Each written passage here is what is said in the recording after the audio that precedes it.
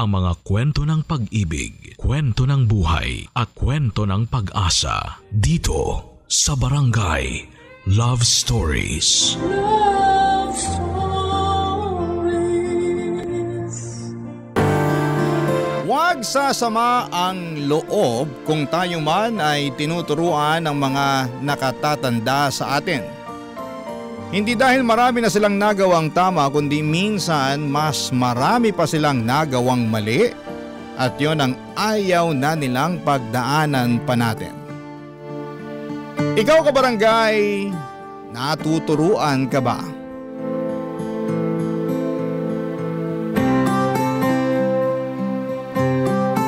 Dear Papa Dudut, naniniwala ba kayo sa kasabihan na ng mga matatanda tungkol sa karma? Yun bang lahat ng bagay na ginagawa natin sa mundong ito na mabuti o masama ay bumabalik sa atin sa takdang panahon? Minsan ay doble o tripleng ulit pa.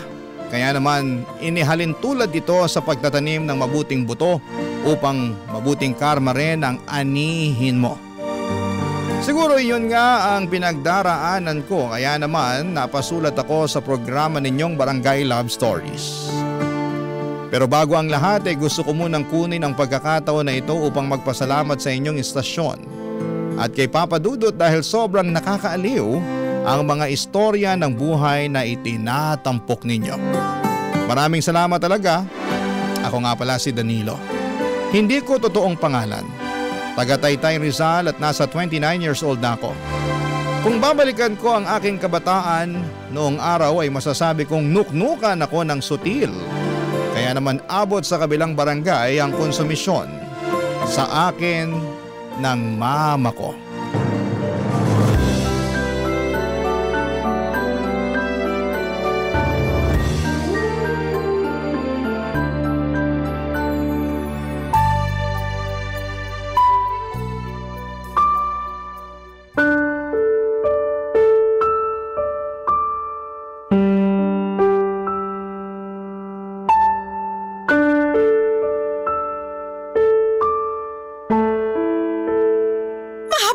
Langit, Danilo! Ano ba namang klase itong mga grado mo? Puro palakol! Duda tuloy ako kung makakapasa ka nito sa high school. Ilang beses ko po bang dapat ulit-ulitin na sabihin sa inyo na ayaw ko na nga po mag-aral? Kayo lang yung pilit ng pilit sa akin. Tapos nagre-reklamo kayo na ganyan mga grado ko. Sino hindi magre-reklamo? Ikarekla-reklamo naman talaga to. Tsaka ano na lang ang sasabihin sa'yo ng namayapa among papa nito, nak? Siguradong kinahihiya ka na nun sa langit. Yan po yung ayaw ko sa inyo eh. Dinadami nyo palagi si Papa wala na nga yung tao. Baka imbis na nananahimik na yung kaluluwa nun sa langit, palagi pang naiistorbo at nangungonsume, kakabanggit nyo ng pangalan niya sa tuwing pinagagalitan nyo ko. Paano hindi ako magagalit? Kagalit-galit naman kasi itong pinaggagawa mo sa pag-aaral mo. Baka nakakalimutan mong hindi ka bumabata, 20 anyos ka na, di ba? Opo. Sa edad na yan, dapat nasa kolehiyo ka na pero hindi ka pa nakakapagtapos ng high school. Ay nako, paulit-ulit naman po tayo eh. Konti na lang po, maiirita na talaga ako sa inyo. Aba? Ikaw pa umiga ng mairita sa akin, ha? Kasi naman po ang kulit nyo eh. Paano ako naging makulit kung kapakanan mo lang naman yung iniisip ko? Tsaka hindi naman ako makikinabang sakali makapagtapos ka ng pag-aaral. Ikaw din naman, di ba? Baka nakakalimutan mo na mas madali makapaghanap ng trabaho yung mga kabataang may tinapos. Alam ko naman po yun. Alam mo naman pala pero palagi mo binabaliwala yung mga pangaral ko. Hindi ko po binabaliwala. Pero nakakaturete na kasi kayo eh. Tsaka para naman kayong di makaintindi. Ilang beses ko na sinabi sa inyo na ayoko na nga mag-aral. Ang tanda-tanda ko na rin para pumasok sa eskwelahan. Siyempre nahihiya na rin ako, no? Mas mahiya ka sa akin dahil ako nagpapaaral sa'yo. Hindi ko naman po sinabi na pag-aralin niyo ako ah. Tsaka ako makakumpara kayo sa akin sa ibang tao. Lalo dun sa mga anak ng mga kazumba nyo na nakagraduate na. Akala nyo naman talaga na pakinabangan nila yung mga tinapos nila. Anong ibig mong sabihin? Yung anak ng kumare nyo, tinapos pagkapiloto pero nasan ngayon? Di ba nasa call center kasi practical daw? Grabing pagsasayang ng pera naman yun makapagtapos lang siya ng kurso niya na kung tutuusin, mapapamura ka sa mahal tapos babagsak lang sa ganun. Tapos yung isa pang anak ng kumare nyo, IT naman ang tinapos pero nauwi lang sa pagre-repair ng mga gadget sa palengke. Hoy, ano masama ron? Wala. Pero pwede naman yun matutuhan kahit di ka nakapagkolehiyo eh. Aksaya lang sa pera na pinag-aral pa sila ng ganun. Tapos dun lang sila mapupunta. Di ba para namang mas nakakahiya na sabihin may tinapos ka pero di ka sa larangang yun nagtatrabaho? Hindi nakakahiya yun. Dahil anong malay natin sa pinagdadaanan nila? Diba? Malay mo, ilang beses sila nag-a-apply ng trabaho na may kinalaman sa kurso na tinapos nila pero walang bakante o maraming kakumpetensya. Kaya nag-iba na lang sila ng pinasukan. Hindi masama yun kasi hindi naman sila nagnanakaw. Tsaka wag mo nga akong bigyan ng katwiran na mas maigi na wag na lang magtapos ng pag-aaral kasi pwede lang yon kung madiskarte ka. Para nyo na rin pong sinabi na di ako madiskarte ah. O buti alam mo. Sakit nyo naman pong magsalita. Totoo naman sinasabi ko ah. Napakakupad mo. Hindi ka mautusan sa bahay. Reklamador ka, kulang ka rin sa diskarte. Kaya paano ka aasenso sa buhay niyan? Yun na nga lang pag-aaral mo ang susi. Para kahit paano magkaroon ka ng alas pag naghanap ka na ng trabaho. Ay, ewan ko na lang talaga sa yung bata ka. Baka sa kangkungan ka na lang pulutin pagdating ng araw.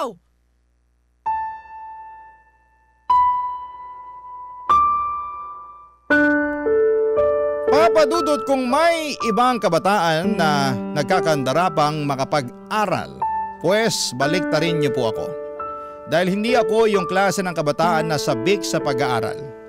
Pero gusto ko lang pong linawin na hindi ako proud sa bagay na yon ngayong matanda na ako. Pero noong mga panahong yon kasi wala talaga sa puso ko ang kahalagahan ng edukasyon, dahilan kung bakit hindi ko iniintindi ang mga sinasabi sa akin ng mama ko. Kumbaga pasok lang sa kanang tenga at labas naman sa kaliwa ang ginagawa ko. Dahil sa mahabang grado or mababang grado na nakukuha ko sa eskwelahan simula nang tumungtong ako ng elementarya at nadala ko na nga ito noong high school ako, ay hindi na ako umaasang makakagraduate katulad ng gustong mangyari ng nanay ko. Pero mapilit siya kaya gumawa ako ng isang bagay para matakasan ang pag-aaral.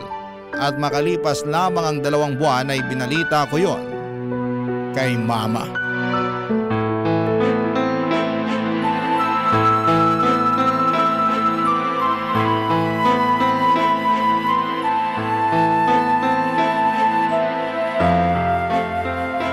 Anong sinasabi mong tukmul ka? Man naman paulit-ulit na lang po ba tayo? Nasasayang laway ko kasasalita, di naman pala kayo nakikinig. Ay, ma, bakit niyo po ako binatukan? Nakuha mo pa magtanong? Nakakairita ka! Ano po bang nakakairita sa sinabi ko kung yun naman po yung totoo? Hindi mo ba talaga makuha kung bakit ako nagkakaganito? Siguro nga mahina talaga ang ulo mo para hindi mo pa rin makuha yung punto ko. Grabe naman kayo, ininsulto niyo pa ako. Kakainis ka kasi! Ewan ko kung anong klaseng utak meron ka para maisip mo pang bumuntis at magkaanak. Hindi mo nga alam kung paano buhayin ang sarili mo?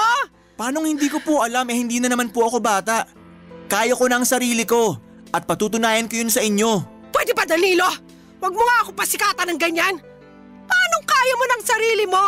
Hanggang ngayon ako pa rin naglalaba ng mga damit mo. Pati yung mga brief mo ako rin na naglalaba. Kailangan nyo pa po ba talagang sabihin yan? Aba oo naman, bakit hindi? Pwede ko naman yan ipagawa sa nanay na magiging anak namin. Total gawain ng mga babae yan. Yan! Diyan ka magaling! Yung iasa sa ibang tao, yung mga bagay na dapat ikaw na mismo ang gumagawa. Tsaka ganyan na lang ba talaga kababa ang tingin mo sa aming mga babae? Tagalaba, tagaluto, tagalinis ng bahay? Kasi kung oo ba, hindi ka na rin naiiba sa tatay mo. Manang-mana ka sa kumag na yon. Man naman kung di nyo ako kinukumpara sa ibang tao ginagaya nyo naman ako kay Papa. Baka nakakalimutan nyo na kahit anak niya ako, magkaibang tao pa rin kami. Aba oo naman, kasi kahit naman paano marunong mag-alaga ng mga anak niya yung tatay mo. Nabibilinan ko na yon sa inyong magkakapatid nung maliliit pa kayo. Ikaw! Kaya mo na ba mag-alaga ng bata? Magpalit ng diaper? Magtimpla ng gatas? Tingin ko kasi hindi pa dahil mas mukhang alagain ka pa kaysa sa anak mo. Tapos ang lakas pa ng loob mo na sabihin na patutunayan mo sa akin. Bakit po ba imbis na suportahan nyo na lang ako, pinagsasalitaan nyo pa ako ng masakit? Naturingan pa naman kayong nanay ko pero masyado kayong masakit manalita. Nasasaktan ka kasi totoo yung mga sinabi ko. Tsaka paano kita susuportahan hindi mo nga pinakinggan yung mga pangaral ko sa'yo nung araw? Na imbis na pag-aaral mo ang atupagin mo, mas pinili mo magkaanak. Apo niyo rin naman po yung magiging anak ko ah. Apo ko nga! Pero sana lang, wag na wag mo siyang idadamay sa pagiging miserable ng buhay mo. Kawawa naman kasi yung magiging anak mo. Hindi mangyayari yung bagay na yon dahil magsisikap ako sa buhay. At patutunayan ko sa inyo na aasenso ako, na hindi ako magiging miserable at di rin magagaya sa akin yung magiging anak ko. Alam nyo ma, naiintindihan ko naman kung bakit kayo nagagalit sa akin kasi nga hindi ko kayo sinunod na tapusin ang pag-aaral ko. Pero sana maintindihan nyo na hindi lahat ng kabataan gusto makapagtapos ng pag-aaral. Di lang talaga para sa akin ang bagay na yon kaya huwag nyo na akong pilitin. Ngayon na magkakaanak na ako, gusto ko na lang magtrabaho para kumita ng pera. Bahala ka sa buhay mo! Matanda ka na! Basta, huwag ka lang lalapit sa akin at magsasabi na sana tinapos mo ang pag-aaral mo imbes na nag-anak ka ng maaga! Papa Dudut, aminado ako na wala pa akong alam sa pagkakaroon ng anak at tama naman lahat ang mga sinabi sa akin ni Mama noong sinermonan niya ako. Pero nang mga panahong yon, alam ko sa sarili ko na mas gusto ko nang maging tatay kesa tapusin ang pag-aaral ko. At kahit na nakonsensya pa ako ng bahagyan ng umiyak si Mama, ay tinatagang ko na lamang ang aking loob at sa huli ay tuluyan na akong nawala ng pakialam sa damdamin niya. Para sa akin, matanda na ako para patuloy pa rin niyang pakialamanan sa kung ano ang desisyon na gusto kong gawin sa aking buhay. At para sa akin, Papa Dudut, ay kakayanin ko naman siguro magtrabaho upang kumita ng pera nang sa ganon ay may maipangtustos ako sa aking anak.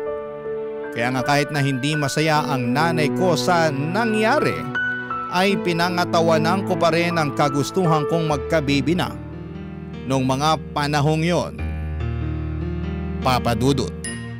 Barangay Love Stories. Barangay Love Stories.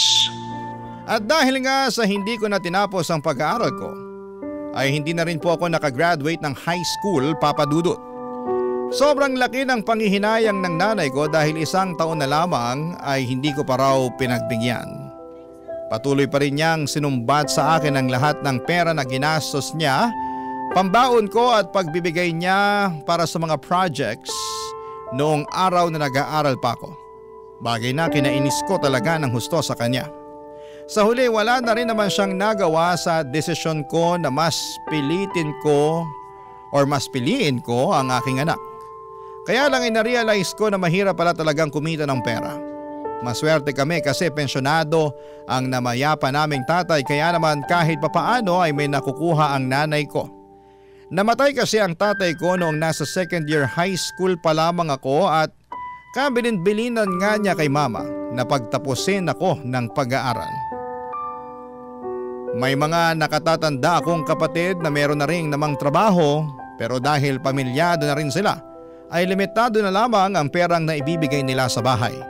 At dahil nga sa hindi ko pa kayang makapagbukod noon ay sa bahay ko muna itinira ang aking mag-ina. At naging maayos naman ang relasyon ng nanay ko at ng kinakasama kong si Lena, Papa Dudut.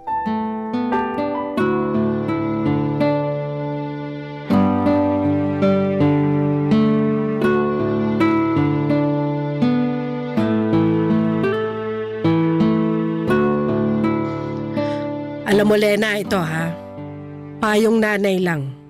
Total ako na rin naman yung tumatayong nanay mo dahil dito kayo nakatira sa bahay ko. Ano po yun, Ma? Kapag nakakalakad na yung anak mo at matibay na yung tuhod, turu-turuan mo na ng mga gawaing bahay. Hindi kasi porke lalaki, dapat masanay na walang alam sa buhay. Hindi dapat kalakihan ng apo ko na palaging umaasa sa mga babae, sa mga bagay na pwede naman nilang gawing mag-isa. Yun naman po talaga ang plano kong gawin pag lumaki na po yung anak namin ni Danilo. Na paunti-unti tuturuan ko siya na gumawa ng mga gawaing bahay para may alam naman siya. Oo, kasi yan yung bagay na hindi ko nagawa at naturo nun kay Danilo. Biruin mo 4 silang magkakapatid at si Danilo lang ang lalaki. Siyempre, dahil nga uniko iho, spoiled ng tatay. Kaya pinagbawalan ako na paggawain ng mga gawaing bahay. Palibhasa, magkalinyang pag-iisip ng mag-amang yon. Kaya nga lagi ko sinasabi kay Danilo na manang-mana siya sa tatay niya. Medyo napansin ko nga po kay Danilo na ayaw niya na gumagawa ng mga gawaing bahay. Mabilis mag-init ang ulo niya. Tapos pag ginagawa naman niya hindi pulido yung trabaho niya. Kagaya na lang pag naguhugas siya ng pinggan. Madalas masebo pa yung mga hinugasan niya kaya nag-aaway kami. Kaso ayaw din talaga patalo nung anak niyong yun eh. Mangangatwiran pa na sana raw ako na lang gumawa para di na ako magreklamo. Gawain niya talaga yan. Kaya nga puro sakit ng ulo yung daladala niya sa pamamahay na to. Lalo na nung nagsipag-asawa na yung mga ate niya. Siyempre bago kayo dumating ng apo ko sa buhay namin, kami lang dalawa magkasama. Aba hindi ko maasahan ang lintik na yan sa mga gawaing bahay. Mas inuuna pa ang magreklamo kesa tumulong sa akin. Tapos kung gagawa naman magdadabog. O kaya hindi aayusin yung ginagawa. Kaya madalas kami nag-aaway. Akala ko nga magbabago na siya ngayong tumanda na at nagkaanak. Pero para bang naging mas malala pa kasi lahat inaasa na niya sa'yo. Kawawa ka naman tuloy. Ma, bakit kung ano-ano na naman pong pangit na bagay yung sinasabi niyo kay Lena tungkol sa akin? Ha? Ay hindi Wala ko sinasabing ganon. Anong wala? Dinig na dinig ko kayo, nandun pa lang ako sa may pinto. Mahal, hindi mo naman sinabi na uuwi ka ng maaga. Oo, kasi wala kaming overtime. Kaya tuloy nahuli ko kayo na pinag-uusapan ako. Nagkukwentuhan lang naman kami ni Mama. Tapos ako yung naisip yung pagkwentuhan, ganon? Nabanggit lang naman ni Mama. Hindi ka naman naming sinadyang pag-usapan. Pakiramdam ko sinadya nyo kasi kanino ko pa nakakagat yung dila ko eh. Bakit pa kasi apektado ka dyan? Sa totoo naman yung lahat ng mga sinabi ko kay Lena tungkol sa'yo. Di lumabas na rin yung totoo na pinagkwentuhan nyo nga ako. Ay, hindi lang palabas na pinagkwentuhan. Dahil sinisiraan nyo ako sa kinakasama ko. Anong sinisiraan? Hindi ganun yun, no? Hindi raw, pero kung todo kayo lait sa akin. At ikaw naman, Lena, huwag ka nga masyadong nakikinig sa nanay ko. Alam ko na close kayo, pero sige ka, magiging kamukha mo na siya. Danilo naman, nanay mo pa rin yung pinagsasalitaan mo ng ganyan. Alam ko, pero wala pa naman sa kalingkingan ng mga masasakit niyang sinabi tungkol sa akin yung sinabi ko tungkol sa kanya, di ba? Tsaka sa lagay, pag siya nagsabi ng masama tungkol sa akin ayos lang kasi nanay ko siya. Pero pag ako gumawa nun, masamang anak ako dahil nanay ko siya? Para naman yatang di patas yun. Hirap kasi sa inyo, akala nyo kung sino kayong perpekto. May mga pagkukulang din naman kayo sa sarili nyo. Papa Dudut, masaya naman ako na magkasundo sina Mama at Lena. Kaya sila close. Pero dahil sa sobrang close nila ay nakakairita na, lalo at idinadaan na ng nanay ko sa aking kinakasama ang mga problema at reklamo niya sa akin. At sa tono pa ng pananalita niya.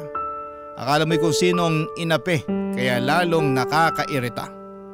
Kahit na nanay ko pa siya ay sinagot ko pa rin siya ng pabalang dahil pakiramdam ko ay napahiya ako sa mga pinagsasabi niya sa kinakasama ko. Simula noon ay tuluyan na akong nawala ng amor at respeto sa nanay ko. Kontrabida sa mga teleserye ang tingin ko sa kanya at hindi na niya pinalagpas kahit na anak niya pa ako. Madalas ay hindi na rin ako sumasabay na kumain sa isang mesa kapag nandun siya. Bagay na napansin nga ni Lena. Pero minsan lang naman mangyari yon. Lalo't maaga akong umaalis para pumasok sa trabaho at madalas ay gabi na akong umuwi. Kung hindi tulog pa ay tulog na noon ang mama ko. Isang gabi nagkaroon kami ng pagkakataon na makapagkwentuhan ni Lena at marami kaming napag-usapan na mga bagay-bagay, Papa Dudut.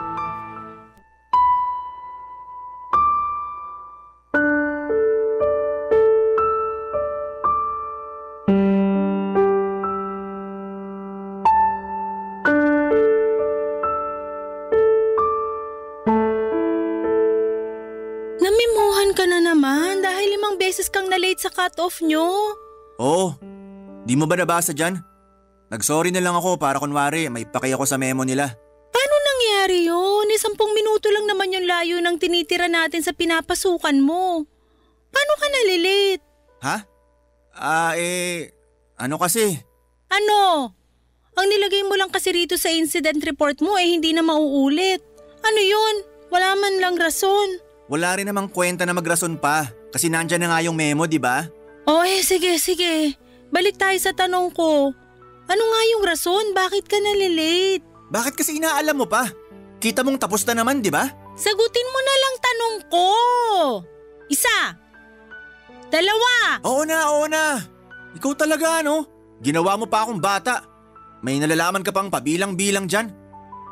Danilo, 3. Huwag mo nang hintaying mag-4, makakaltukan kita.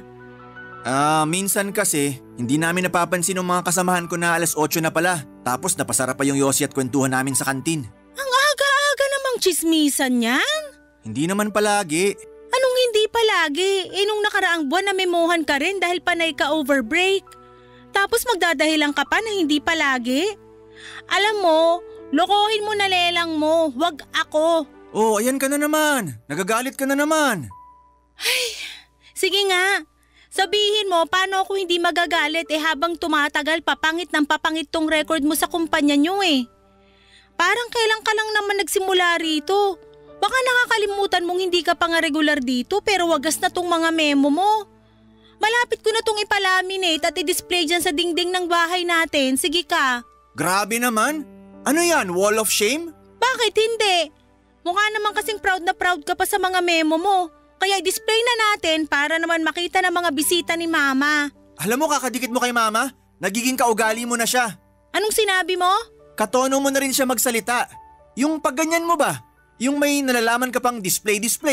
Ganyan-ganyan si Mama sa akin nun eh. Kadidikit mo kasi sa kanya, kaya nahawa ka na ng ugali niya.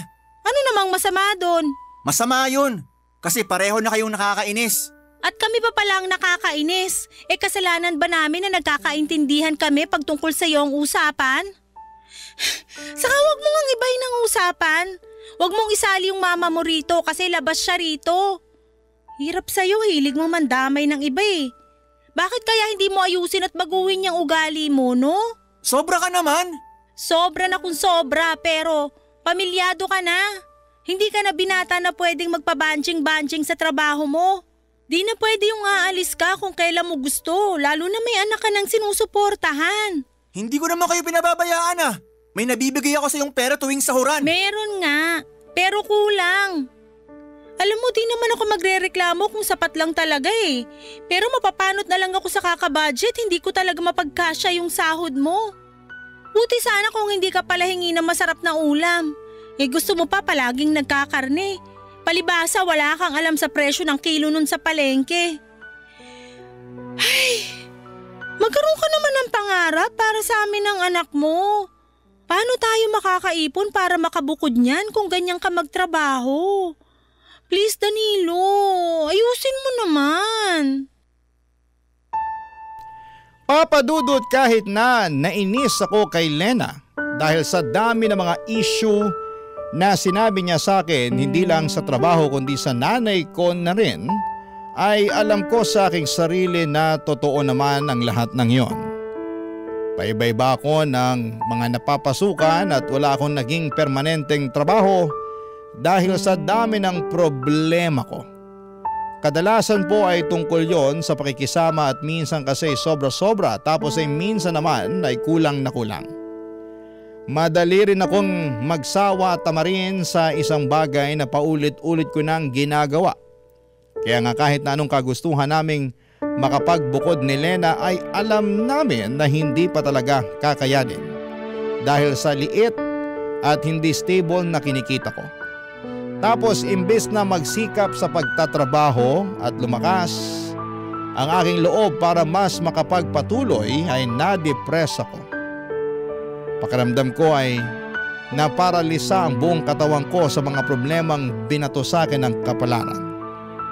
Kaya naman hindi ako makakilos ng maayos ng mga panahong yon. Papa Dudut. Barangay Love Stories. Barangay Love Stories. Papa Dudut, hindi na nga ako produktibo sa aking ginagawa ay natanggal ako sa pinapasukan ko ng mga panahong yon. Pero inilihim ko yun kay Lena dahil baka mag-alala siya at mamroblema.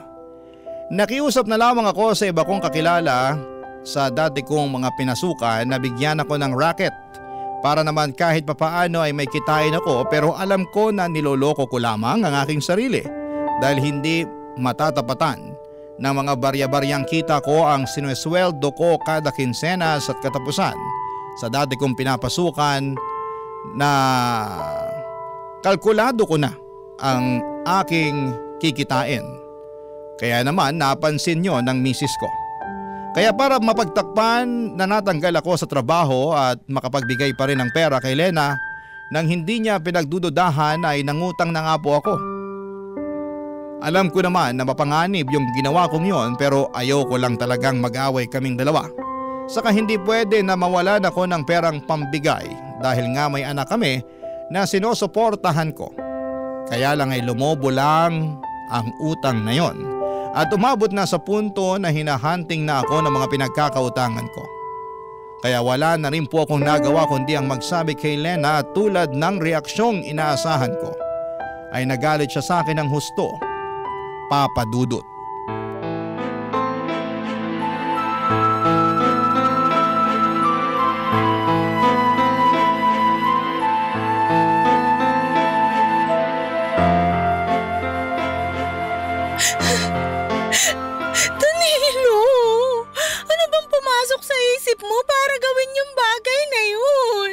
Marami.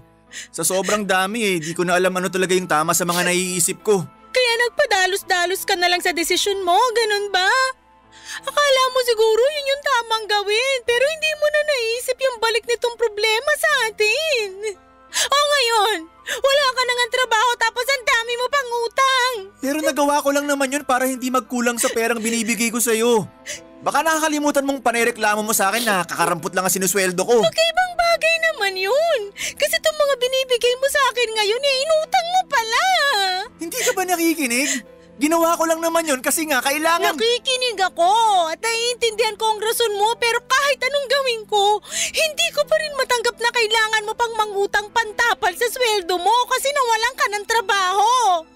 Yun yung punto ko doon, Danilo. Nawalan ka ng trabaho at hindi mo yun sinabi sa akin. Naiintindihan mo ba yung bigat ng kasalanan mo? Oo, pero… Pero ano? Sabihin mo! Natakot kasi ako sa'yo eh. Natakot ako sa kung anong pwede mong sabihin sa akin. Kung ano man ang mga sasabihin ko sa'yo, alam mo sa sarili mo na totoo lahat yon. Hindi naman kita pagsasalitaan ng masakit kung wala akong dahilan, di ba? Pero ikaw ang gumawa ng mga dahilang yon. Tapos silitanyaan mo ako ng ganyan. Kaya nga kasalanan ko talaga yung nangyari. Natakot ako na harapin yung bunga ng mga maling desisyon ko. Natakot ako na marinig sa'yo lahat ng mga pagkakamali ko kasi kilala ko sarili ko eh. Imbis na tanggapin yung mga kasalanan ko at magsikap, madali ako maapektuhan. Kaya nalulugmok agad ako. At yun din ang dahilan kaya naging desperado na ako. Sana iniisip mo man lang kami ng anak mo bago ka naging desperado. Iniisip ko naman kayo. Palagi ko kayong iniisip kaya nagawa ko yung mga bagay na yun. Maniwala ka sa akin, Lena. Mahal na mahal ko kayo ng anak natin. Ewan ko, pero malapit na talaga akong maniwala sa mama mo na hindi ka maasahan. Si mama na naman.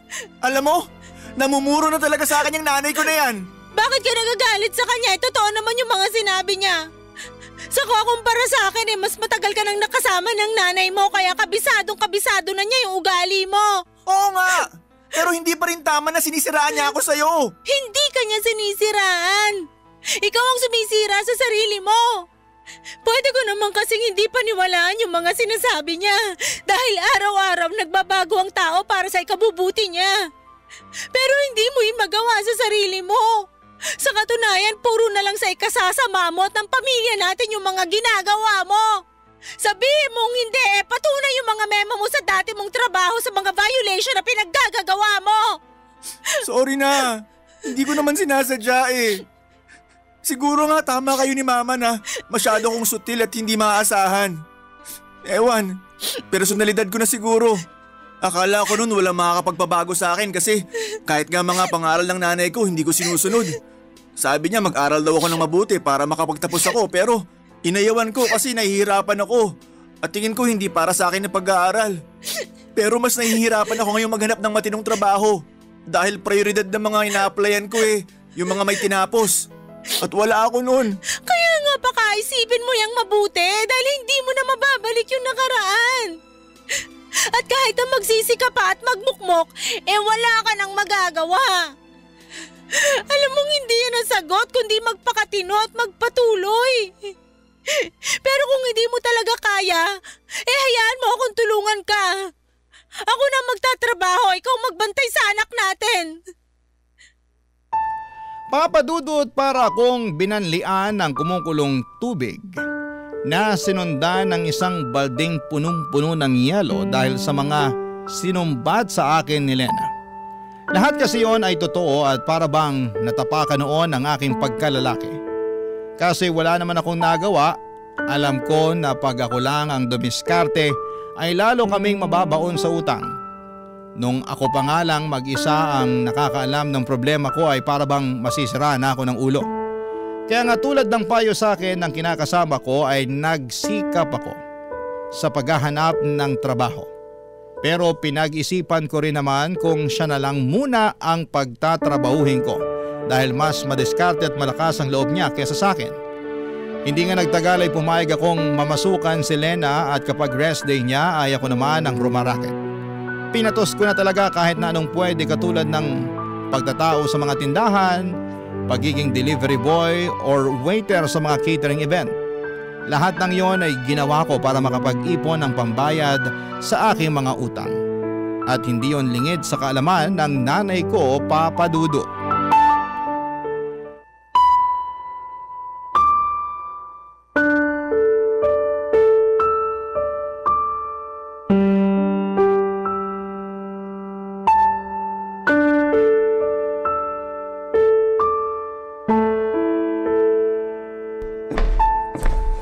Ma, pwede ba mag-usap tayo? Anong pag-uusapan natin? Kita mo nagbabasa ako ng pocketbook eh. Mamaya na lang po kayo magbasa. Importante po kasi to. Ano ba kasi yun? Kagabi po dun sa birthday party ng kumare nyo. Alam kong nandun kayo kasi nga kumare nyo yung kumuha sa catering namin para sa party nila. Andun nga ako. O tapos? Anong o tapos? Manaman eh. Naglolokohan ba tayo rito? Oo. Naglolokohan lang tayo rito kasi hindi ko maintindihan yung tinutumbok ng usapang to. Ano ba kasi ang gusto mong sabihin? Sabihin mo na. Hindi yung inaabala mo ang pagbabasa kung lentik ka. Tinatawag ko kasi kayo kagabi doon dahil isa ako sa mga waiter. Pero hindi nyo man lang ako pinapansin. Nakailang tawag ako ng mama pero di kayo lumilingon. Napansin na nga ako nung katabi nyo at sinabihan kayo na tinawag ko kayo pero umiling lang kayo at kumain. Inisip ko na lang na baka wala kayo sa mood makipag-usap kaya nagtrabaho na lang ako. Pero pagdaan ko ulit sa likod nyo, narinig ko na nabanggit ng katabi nyo yung pangalan ko. Kasi nga raw nakita niya ako na nag-waiter sa catering service tong party na yon. Pero sabi nyo, hindi ako yon. Na wala kayong anak na ganun ang trabaho. Tama ba naman yun? Sa ayaw ko lang na pag-usapan yung tungkol sa'yo kaya ganun na lang sinabi ko. Tinatanong ko kung tama ba yun kasi nakaka-insulto kayo eh. Para sa akin tama yon. Kasi yung mga taong yon, sigurado akong pagtatawanan ka pag kinumpirma ko na ikaw nga yun at ganun lang ang trabaho mo. Kaya sinabi ko na hindi ikaw para matapos na agad ang usapan namin. Tsaka kung nainsulto ka, kamusta naman yung nararamdaman ko bilang nanay mo? Akala mo yata hindi masakit sa akin na pagtawanan ng ibang tao yung hanap buhay mo. Kasi maliit yung kita, ganito ganyan. Lalo alam ko naman sa sarili ko na ginawa ko ang lahat para mabigyan ka ng mabuti at maayos na kinabukasan. Hirap sa inyo, inuungkat nyo na naman yung nakaraan eh. Ang problema rito yung pagtanggi nyo sa akin na anak nyo. Bakit ka nagagalit sa bagay na yon? Kasalanan ko ba? Nahirap akong ipagmalaki ka dahil sa ugali mong yan? Kung yung pagiging sutil ko nung araw ang sinasabi niyong ugali, nagbago na ako. At nagsisikap na ako ngayon para sa pamilya ko, ma. Dapat lang naman talaga na magsikap ka. Dahil nabanggit sa akin ni Lena na marami ka raw pinagkakautangan na kailangan mong bayaran. At lahat ng yon kagagawa ng padalos-talos mong desisyon sa buhay. Kahit nanay mo ko sumuko na ako sa ugali mong yan. Kaya hindi mo ako masisisi kung ganito ako sa'yo ngayon. Para sa akin, pambawi ko to sa lahat ng konsumisyon na pinaranas mo sa akin nung araw. Kumbaga gusto ko na lang na hindi mangonsumi sa'yo. Lalo na't nandyan naman na yung kinakasama mo. Kawawa nga lang siya kasi ang bata-bata pa baka tumanda agad kung hindi ka magbabago. Alam mo Danilo, imbis na umiyak-iyak ka dyan o magtampo-tampo, mabuti pang gawin mo pagtuunan na lang ng atensyon ng buhay nyo. Magsumikap ka para makabayad ka sa mga utang nyo. Magpakatino ka sa pagtatrabaho para matustusan mo ang mag-ina mo. Patunayan mo sa akin na responsable ka na. Baka sakaling magbago ang tingin ko sa'yo at maipagmalaki na kita. Papa Dudut, alam kong masakit ang mga sinabi sa akin ng mama ko. Pero wala naman akong magawa dahil lahat ng yon ay totoo at tagos sa buto. Kasalanan ko naman talaga ang mga maling desisyon ko sa buhay kaya naging pangit ang resulta nito. At ang masakit pa ay karamay ko pa sa mga kamalasang yon si Lena at ang aming anak. Pero ayoko nang malugmok at patuloy na kaawaan ng aking sarili sa sitwasyon na kinasasadlakan ko. Sa halip ay nagsikap ako para makabangon. Hindi nagtagal ay nakaipon naman kami ng pera ni Lena na pambayad sa mga utang ko at pinangako ko sa kanya na hindi na ako basta-basta gagawa ng desisyon na hindi siya kinukonsulta. Marami po akong natutunan sa mga karanasan ko sa buhay na dinala ko nitong tumanda na ako. At kasama na nga doon yung mga hindi pagpapasaway sa mga magulang natin. Dahil posible nila tayong bawian pagdating ng panahon. Pero hindi naman ako tuluyang kinahiya at tinakwil ng mama ko and in fact, maayos ang relasyon namin ngayon dahil pinatunayan ko sa kanya na seryoso na ako sa pagbabagong buhay para sa ikauunlad ng aking sarili. At yun naman ang pinaka-importante. Hanggang dito na lamang po ang sulat ko, Papa Dudut. Maraming salamat po sakaling mapili po ninyong i-ere sa programa ninyong Barangay Love Stories. God bless and more power sa inyong istasyon. Ang inyong forever kapuso at kabarangay, Danilo. Anong say mo sa Barangay Love Stories na ito? Pagkwentuhan natin sa comment section yan.